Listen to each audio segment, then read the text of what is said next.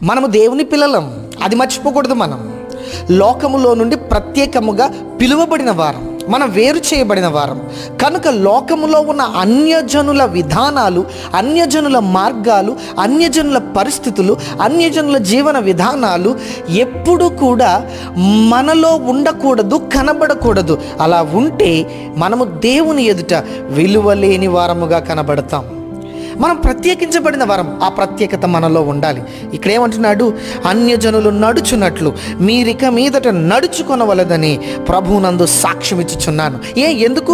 వారైతే అంధకారమైన మనస్సు కలిగిన వారై, దేవుని వెలుగు లేదు వారిలోని, తమ హృదయ కాఠిన్యము వలన, తమలోనున్న అజ్ఞానము చేత దేవునిలో వలన కలుగు జీవములో నుండి వేరుపరచబడిన వారై తమ మనస్సుకు కలిగిన వ్యర్థతను అనుసరించి నడుచుకొనుచున్నారు.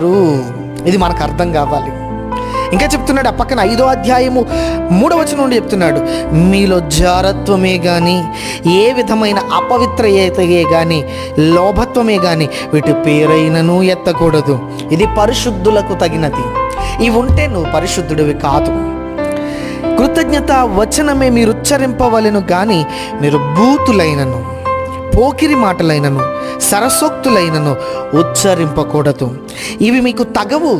వ్యభిచారి అయినను, అపవిత్రుడైనను, విగ్రహారాధికుడైనను, లోభి అయినను క్రీస్తు యొక్కయు దేవుని యొక్కయు రాజ్యమునకు హక్కుదారుడు కాడను సంగతి మీకు నిశ్చయముగా తెలియను.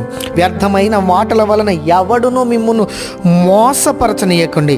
ఇట్టి క్రియల వలన దేవుని ఉగ్రత అవిధేయులైన వారి మీదకి వచ్చును గనుక మీరట్టి వారితో పాలివాడై ఉండకండి. ఎంత స్పష్టంగా దేవుని వాక్యం చెబుతూ ఉంటే మరి మనం ఎలా ఉంటున్నాం ఆలోచించండి. ఒక్కసారి నిన్ను గూర్చి నేను ఇక్కడ చెప్పిన మాటలలో దేంట్లోనైనా ఉన్నానా లేదా? ఒకవేళ ఉంటే అది దేవునికి నచ్చే విధముగా ఉంది.